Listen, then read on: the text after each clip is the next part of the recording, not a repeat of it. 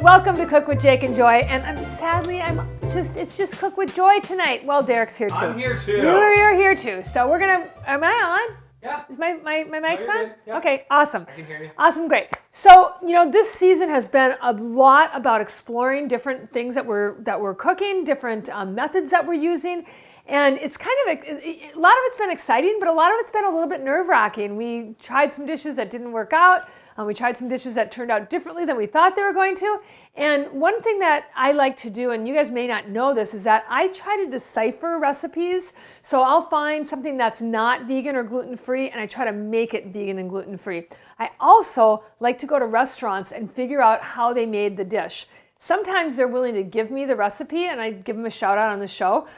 This happened actually, we were eating at a little coffee shop down the street called Handlebar, and it was started by two professional bicyclists. And I love their place. It's really awesome. I'm not a coffee drinker, but it's just right down the street, and they've got really good food as well. They have this bar, they used to call it a bliss bar, now they call it an energy bar. And one of our friends, Mariah, went there and had it. And she's like, oh my God, you have to make this dish on Cook with Jake and Joy. So my husband went over and bought another one of them today. And he said, hey, my wife would like to make this on her show. And they said, yeah, sure, just call the other shop and they'll give you the recipe. Well, I called them a little too close to closing and nobody answered the phone. So we've been trying to decipher from the label, knowing that the biggest ingredients are listed first, all the way down to the smallest. So I'm going off of just their ingredient list to try to give you guys this recipe. So let's dive in. Okay, first ingredient is figs. And I love figs. These are not fresh figs. These are dried figs. And I don't know, it doesn't say dried dates or, dried figs or dried or fresh figs. I'm assuming that they use dried. Now these are sun-dried figs, and those are much better for you than the sulfured ones. So I'm gonna add a very measured amount. I'm assuming that that's the largest quantity, and that's how many figs I have. So that's why I'm doing it that way. Next, we're gonna add the dates. And once again, I'm using the same amount of dates as I am figs. The next thing that it calls for are dried cranberries.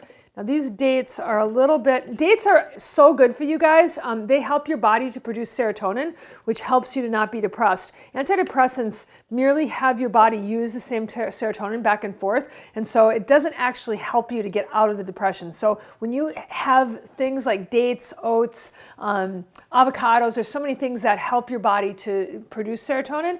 So that's the best route towards not being a depressed person. Now I'm going to add I'm adding both cranberries and currants. The reason is because they were in the same jar together. So that's the only reason that I'm doing it that way. Next thing it calls for is sunflower seeds. And I'm a little bit concerned about the sunflower seeds because they're going to be a drying agent. They're not going to bind together. So we're just going to be experimenting with this, you guys. You're going to have to just go along with us. And then chia seeds. And chia seeds, man, they are so high in protein and so good for you. And part of that whole G-bomb idea that I like to talk about, Dr. Furman's idea that we need G-bombs, greens, beans, onions, mushrooms, berries, and seeds every day. So if I can get chia seeds in me, I'm really happy about that. Then coconut oil is the next ingredient. And I think that, so when we were tasting this, it was a little oily. And I've had these before and they haven't been so oily, so I'm imagining that each batch turns out a little bit different. But I'm going to start with kind of a small amount of coconut oil, and let's see how that goes. And if we need to add more to bind it, we will. Another thing that would bind this, Derek, is peanut butter. And I know you love peanut butter, but there are a lot of people that have peanut allergies, so I'm not going to go there, I don't think. You don't know any of those people. You don't know any of those people. I love peanut butter so much. One of the recipes that we made in this season was a fake tuna salad. And Derek, wouldn't you say that you like peanut butter on tuna salad? Yeah, just little dollop of peanut butter on tuna. That is crazy. Okay, so I'm just going to add a little bit of almonds because once again, they're going to be a little bit drying. And then it also calls for cocoa powder. And I'm adding quite a decent amount of that because, if it's got chocolate in it, how can that be bad, right? And then the other thing that it calls for is cinnamon and salt. So I'm going to add a little bit of cinnamon. See, you're measuring it nicely. I am measuring nicely. Well, I'm figuring that I'm just kind of I'm guessing, right? I'm just guessing how this is going to work. And then I think the salt is going to make a big difference because I love salt with kind of these sweet things. I think that makes a really big difference to add the salt. I love salt with chocolate. Do you like salt with chocolate? Oh, yeah. Love salt with chocolate. Now, here's one thing that I'm doing that is not on here.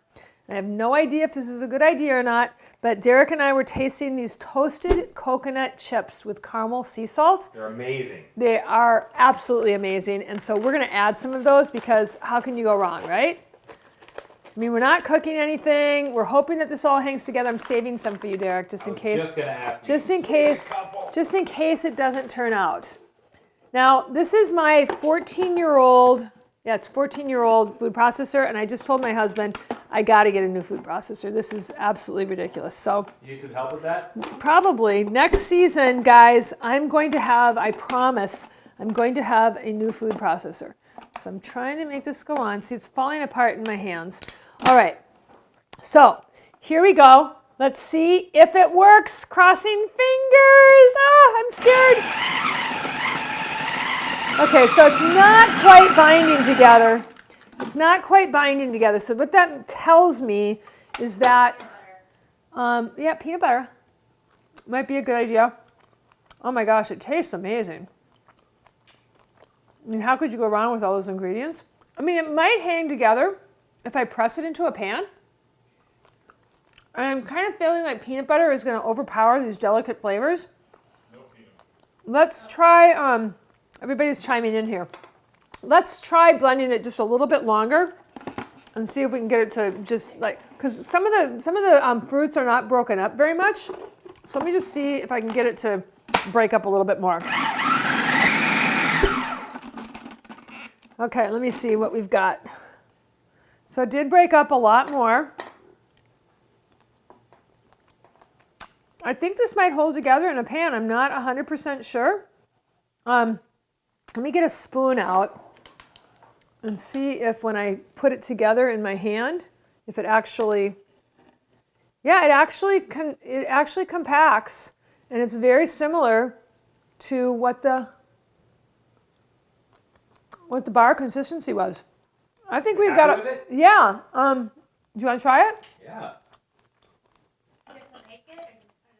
Huh? You have to bake it? No, you don't bake it at all.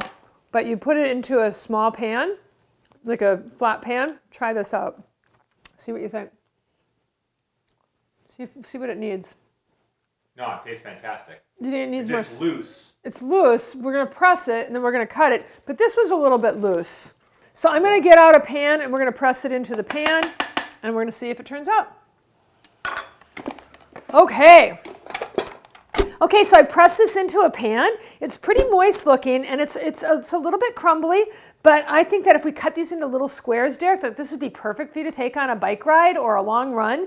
We could wrap them into some saran wrap. I'm going to refrigerate it overnight. I think that'll really be helpful, but I think we're onto something, and I actually like it more than the other energy bar. But I don't want to put any shade on Handlebar. They make a great bar, and I got the idea from them, so I want to give them props. Kudos to you, but my thing with our show is to take a recipe and make it better. How can I make it more nutrient dense? How can I make it more flavorful? How can I make it easier? How can I make this recipe be better for you, the listener? So that's all I've got for today in this episode, and we'll see you next week for the next episode of Cook with Jake and Joy. Have a great day. Bye.